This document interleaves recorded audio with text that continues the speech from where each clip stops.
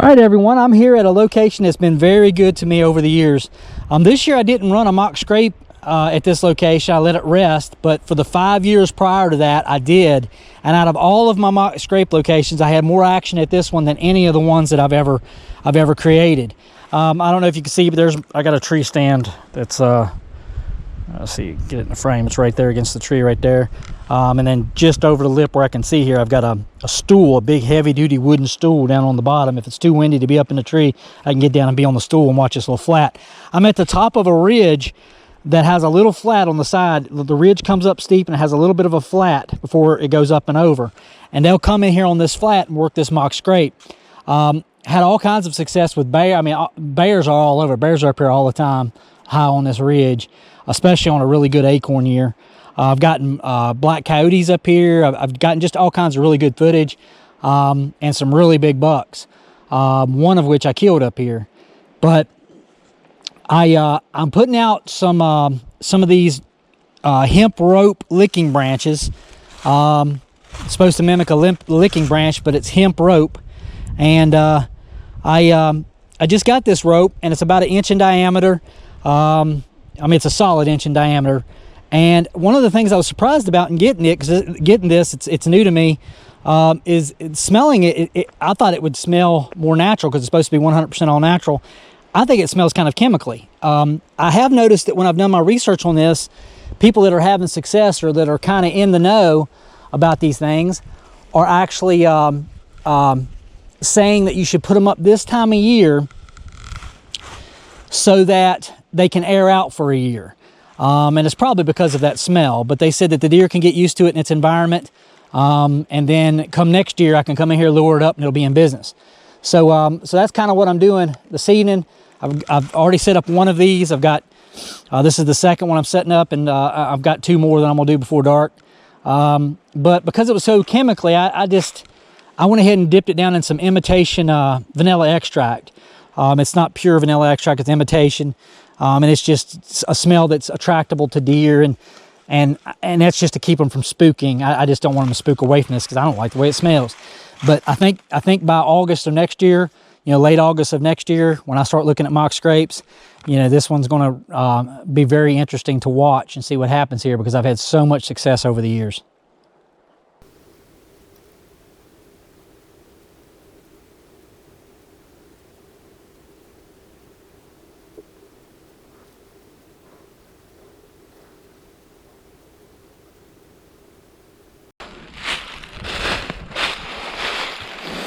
All right, I'm at another location here.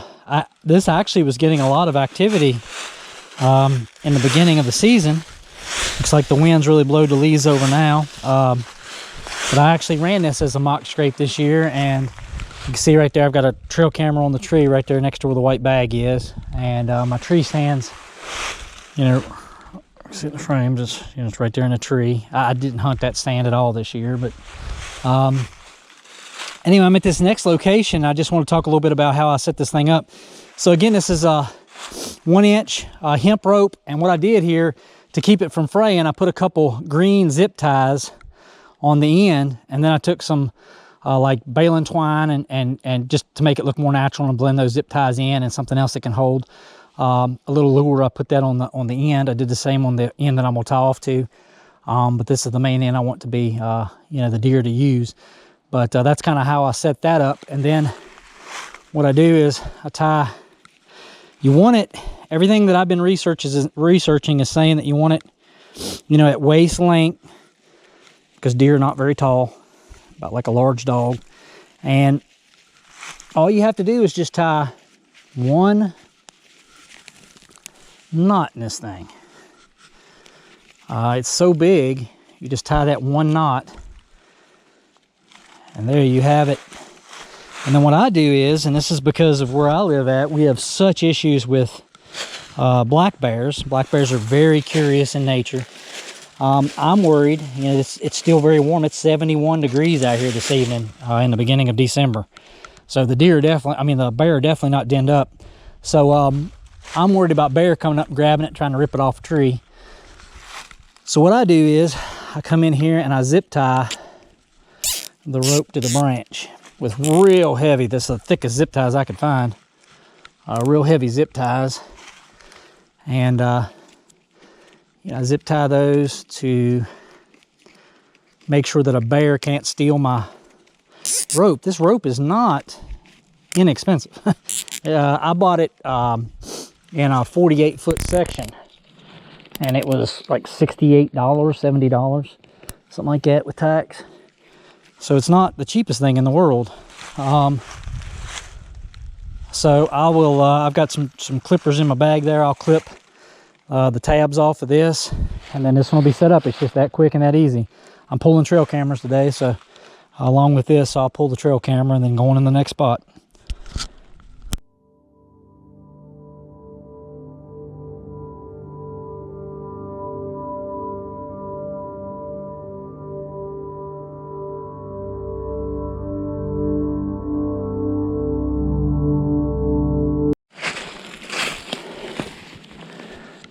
All right, I'm running out of daylight because I had to pull a couple Browning trail cameras that I have, but getting ready to move them down on a persimmon tree that's still holding a lot of persimmons.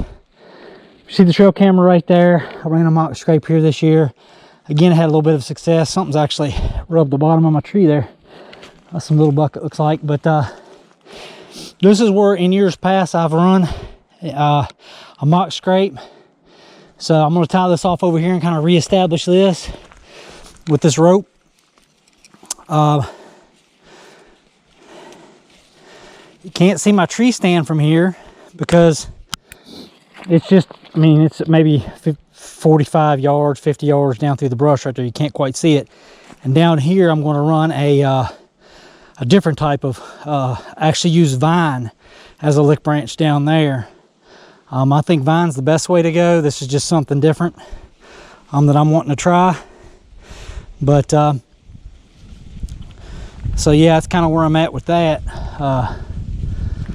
I set these ropes up really long because over time, as these trees may grow, some of these may grow, this one might not, but as some of them may grow, I can readjust. I can take the zip ties off, and they'll need to be changed out because they're plastic anyway. They'll dry rot after a little bit, and then I can adjust my rope how I need to. So that's kind of, you know, what my mentality is with that. But all right, let me tuck this around. So I wanted to say that, you know, in the state that I live in, we're not allowed to use, you know, anything that's urine based or food based as an attractant for deer. That's why I use the imitation stuff. There's no food value to it, as opposed to pure vanilla extract. It's outside of hunting season anyway. I'm not going to be doing any more hunting. I'm definitely not going to be hunting over it or around it. But doing what I do for a living, my chief expects me to be by the book, and I have every intention on doing just that. So what I use, and people oftentimes ask me, is how do you have so much success at your mock scrapes? And I tell them it's no secret. I mean, I use Code Blue synthetic products. I have bottles of them at the house right now. And it really, for me, I haven't seen a difference in using just the doe or the doe and estrus or the buck. You know, you spray it in and around, and it gets results. You know, I was kind of upset whenever the game department, you know, a lot of people was upset and kind of been out of shape when they changed the regulation. But I understand why the Department of Wildlife Resources did what they did. You know, chronic wasting disease is a really big issue. We've got to do what we can to protect our deer herd. They're just trying to do their due diligence. So I kind of got over it really fast, and then embraced the synthetic products. And I don't think I ever did any better with real stuff. You know, like tanks and stuff. I don't think I ever did any better with it than what I do with the synthetic stuff. But there's the setup there. I'm gonna pull this camera out. I used to have a tree stand in that tree right there. I see that I left a strap dangling. I might have to bring some. I might have to bring some of my muddy climbers in here and come up there and get that strap, because I don't think I can quite reach it. I didn't even realize I still left that up there. But yep, I'm running out of daylight. I'm gonna take these two Browning cameras that I pulled and take them down and put them on this persimmon tree that's still got a lot of persimmons still left on them.